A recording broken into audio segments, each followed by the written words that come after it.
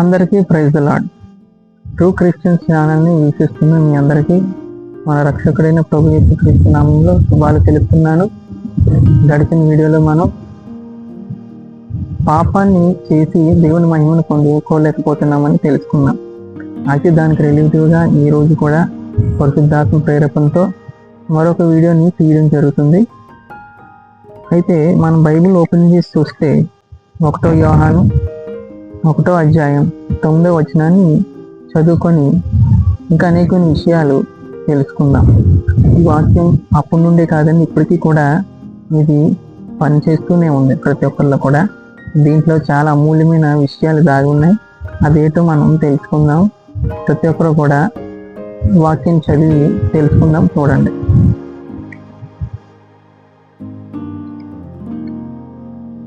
మన పాపములను మనం ఒప్పుకొనిన ఎడల ఆయన నమ్మదగిన వాడును నీతిమంతుడును గనుక ఆయన మన పాపములను క్షమించి సమస్త దుర్నీతి నుండి మనను పవిత్రులుగా చేయును. హల్లెలూయా. మన పాపములను మనం ఒప్పుకొనిన ఎడల, ఇందులో మొదటిగా లైన్ చూస్తే మన పాపములను మనం ఒప్పుకొనిన ఎడల. ప్రియులారా, మనుషులు జీవితాల్లో అందరూ తప్పులు చేస్తారు. అలాగే దేవుడికి తెలియకుండా కాదు, తెలిసి చాలా మంది చేస్తారు. అయితే 2 తప్పులు చేస్తారు. మొదటిది ఏంటంటే వారి పాపాన్ని దాచిపెట్టుకుంటారు. మరి కొందరు పాపానికి పశ్చాత్తాపం లేదని నిరుత్సాహపడిపోతారు. ఇప్పుడు మనకు వాక్యం చెప్తుందంటే మన పాపములను మనం ఒప్పుకొని నెల. పాపాన్ని ఒప్పుకోవడం అంటే ఏంటి? ఇప్పుడు ఉదాహరణకి ఒక చిన్న పిల్లవాడు తన ఇంట్లో గాజు గ్లాసుని పాడేసి పగలగొడతాడు. అది పగిలిపోతుంది. వాళ్ళ అమ్మ వచ్చి అడుగుతుంది, దీని ఈ పని ఎవరు చేశారని కోపంతో అడుగుతుంది. అయితే ఆ పిల్లవాడు భయపడతాడు. కొంత సమయం పోయాక వాళ్ళ అమ్మ దగ్గరికి వెళ్ళి, అమ్మ ఈ తప్పు నేనే చేశానని ఒప్పుకుంటాడు. వెంటనే వాళ్ళ అమ్మ కోపం తగ్గించుకుని కోపడడం మానేసి ఆ బిడ్డను క్షమిస్తుంది. ఇదే పాపం ఒప్పుకోవడం అంటే. మనం చేసి దాచిపెట్టకూడదండి పాపాన్ని. పాపం ఏం చేస్తుందంటే మనశ్శాంతి లేకుండా చేస్తుంది. అలాగే ప్రార్థన ఆపేస్తుంది. దేవుడితో సహవాసాన్ని పాడు చేస్తుంది. మనం ఎప్పుడైతే పాపాన్ని ఒప్పుకుంటామో ఆయన మనం క్షమిస్తాడండి ఖచ్చితంగా. ఆ తల్లి ఆ బిడ్డను క్షమించినట్లుగా మన పాపాన్ని దాచిపెట్టుకోకూడదు, ఒప్పుకోవాలి. ఒప్పుకుంటే ఖచ్చితంగా దేవుడు మనం క్షమించడానికి సిద్ధంగా ఉన్నాడు. అయితే దేవుడు మనల్ని ఎలా క్షమిస్తాడు? మనం చేసే మంచితనాన్ని బట్టి మనకి క్షమాపణ అనేది రాదు. యేసుక్రీస్తు వారి శిలువలో కాచిన రక్తం ద్వారానే మన పాపానికి క్షమాపణ అనేది వస్తుంది.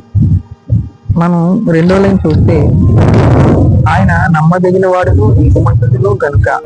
చూసారా, ఆయన నమ్మదగిన వాడు నీతిమంతుడు. అంటే మన పాపాన్ని ఎలా క్షమిస్తాడంటే యేసు ప్రభు వారు చేసిన శిలువ రక్తం ద్వారా మన పాపాలు క్షమించబడతాయి. ఎందుకంటే ఆయన మనకు మధ్య వ్యక్తి అయి ఉన్నాడని, అలాగే పాశ్చాత్య బలిగా ఉన్నాడని 1వ యోహాను 2వ అధ్యాయం 1-2 వచనాల్లో మనం చూస్తాం. కాబట్టి ఆయన ద్వారానే మనకి క్షమాపణ జరుగుతుంది. ఎందుకంటే ఆయన నీతిమంతుడు. దేవుడు నీతిమంతుడు కాబట్టి ఖచ్చితంగా మనల్ని క్షమిస్తాడు.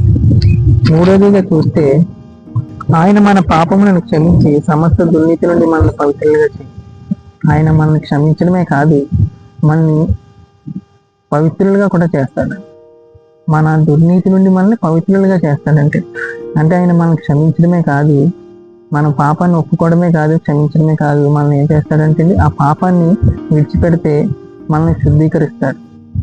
అంటే మనం ఏం చేయాలంటే పాపాన్ని ఒప్పుకోవడమే కాదు, పాపాన్ని దాచిపెట్టకూడదు, ఒప్పుకోవాలి. ఒప్పుకుంటే క్షమాపణ కలుగుతుంది. క్షమాపణ ద్వారా మనకి శుద్ధ హృదయం కూడా కలుగుతుంది. గతంలో మనం చెప్పుకున్న శుద్ధ హృదయం చేసే దేవుడని మనం చెప్పుకోవడం జరిగింది ఫస్ట్ వీడియోలో. అలాగే ఇప్పుడు కూడా మనం ఆ విషయం మనకి ఇందులో కూడా కనబడుతుంది. దేవుడు ఏం చేస్తాడంటే మనం క్షమించడమే కాదు, మనకి శుద్ధ హృదయాన్ని కూడా కలిగి చేస్తాడు, మనశ్శాంతిని ఇస్తాడు. పాపం నుండి విడిపించి ఆ పాపాన్ని మళ్ళీ మనం చేయకుండా ఉండేలాగా మనకి సహాయం చేస్తాడు. ఆ పాపాన్ని విడిచిపెట్టేలాగా సహాయం చేస్తాడు. కాబట్టి నేను చెప్తుంది ఏంటంటే, ఈ వాక్యం ద్వారా నేను చెప్పేది ఏంటంటే ఇందులో 3 విషయాలు ఉన్నాయండి. మొదటిది, మనం పాపాన్ని దాచిపెట్టకూడదు. అలాగే 2వది, మనం పాపాన్ని ఒప్పుకుంటే ఆయన క్షమిస్తాడు. 3వది, క్షమించి మన పాపాన్ని విడిచిపెట్టమే కాదు, శుద్ధీకరిస్తాడని కూడా వాక్యం చెప్తుంది. మనం శుద్ధీకరించబడినప్పుడు ప్రభుత్వ సహవాసం కలిగి ఖచ్చితంగా జీవించగలుగుతాం. కాబట్టి నా ప్రియులారా, నా క్రైస్తవ సహోదరులారా, నేను చెప్తుంది ఏమిటంటే మీరు పాపాన్ని విడిచిపెట్టండి, పాపాన్ని చేశాను కదా అని బాధపడకండి. మీరు ప్రభు దగ్గరికి వచ్చి దాన్ని దాచిపెట్టుకోకుండా ఒప్పుకుంటే ఆయన ఖచ్చితంగా మిమ్మల్ని క్షమిస్తాడు. మీకు ఉదాహరణకి వ్యక్తి నేరస్తుడిగా ఉన్నాడు. జడ్జి అతనికి జరిమానా విధించాడు. అతని దగ్గర డబ్బులు లేవు కట్టడానికి. అప్పుడు ఒక ఆయన వచ్చి ఆయన నిమిత్తం ఆ జరిమానా కట్టి ఆ శిక్ష నుండి అతన్ని తప్పిస్తాడు. అప్పుడు జడ్జి గారు అతన్ని క్షమించి విడుదల చేస్తారు. అతడు నేరం చేయలేదని కాదు, అతని శిక్ష తప్పించబడింది. ఎలా తప్పించబడింది? యేసుక్రీస్తు వారు ఎలాగైతే మన పాపం నిమిత్తం ప్రాయశ్చిత్తార్థ బలిగా ఆయన రక్తాన్ని శిలువ మీద కాచి మనల్ని ఎలాగైతే రక్షించుకున్నాడో అలాగే ఇక్కడ కూడా జరిగింది. ఆయన నిమిత్తం ఒక ఆయన వచ్చి జరిమానా విధించడం వల్ల అతని శిక్ష తప్పించబడింది. అలాగే యేసుక్రీస్తు వారు కూడా మన శిక్షను తప్పించడానికి శిలువ మీద మరణమయ్యారు. కాబట్టి అది మనం జ్ఞాపకం చేసుకొని ఆయన మనల్ని క్షమిస్తాడని ఆయన దగ్గరకు వచ్చి మన పాపాలను ఒప్పుకొని విడిచిపెట్టి దాన్ని దాచిపెట్టుకుని బాధపడకుండా ఒప్పుకొని విడిచిపెడితే ఆయన మనం క్షమించడమే కాదు, శుద్ధి చేసి ఆయనతో వాడుకుంటాడు. ఆయనతో మనం కలిసి ఉంటాం. ఆయన మనలో ఉంటాడు, మనం ఆయనలో ఉంటాం. ఆయన మనలో ఉండి పనిచేస్తాడు, ఆయన కోసం మనం పనిచేస్తాం. ఇలాగా కలిసి పనిచేయాలని క్రైస్తవులందరి కోసం నేను ఈ వీడియోలు చేయడం జరుగుతుంది. కాబట్టి మీకు ఈ వాక్యం అర్థమయ్యి మీకు ఇష్టమైతే కామెంట్ చేయండి. ఖచ్చితంగా నాకు సపోర్ట్గా ఉంటుంది. దేవుడు మిమ్మల్ని దీవించును గాక. అందరికీ praise the Lord. Thank you. True Christian ఛానల్ని మీరు సబ్స్క్రైబ్ చేసుకొని అలాగే లైక్ చేసి కామెంట్ చేస్తున్నారు. దాన్ని బట్టి మీ అందరికీ నేను కృతజ్ఞతలు చెల్లిస్తున్నాను. ఈ వీడియోస్ని ఇంకా చాలామంది క్రైస్తవులకు మీరు షేర్ చేయండి. ఎందుకంటే వాళ్ళందరూ ఈ వీడియోస్ని వింటే నా వల్లే మార్చబడతారు, అలాగే మీ వల్లే కూడా మార్చబడతారు. అనేక మంది క్రైస్తవులు మార్చబడితే మన దేశం మార్చబడుతుంది. మన సులువుగా దేవుడి పని చేయడానికి చాలా ఉపయోగకరంగా ఉంటుందని నేను భావిస్తున్నాను. కాబట్టి ప్రతి ఒక్కరు పరిశుద్ధాత్మను నింపబడి ఆయన చిత్తానికి లోబడి నడవాలని ఆశపడుతున్నాను. ఇంకా ఈ ఛానల్ని మీరు అందరూ కూడా అలాగే సోషల్ మీడియా యాప్స్ అందరికీ మీరు సబ్స్క్రైబ్ చేయండి, ఫాలో చేయండి, అందరికీ షేర్ చేయండి. Praise the Lord. Thank you.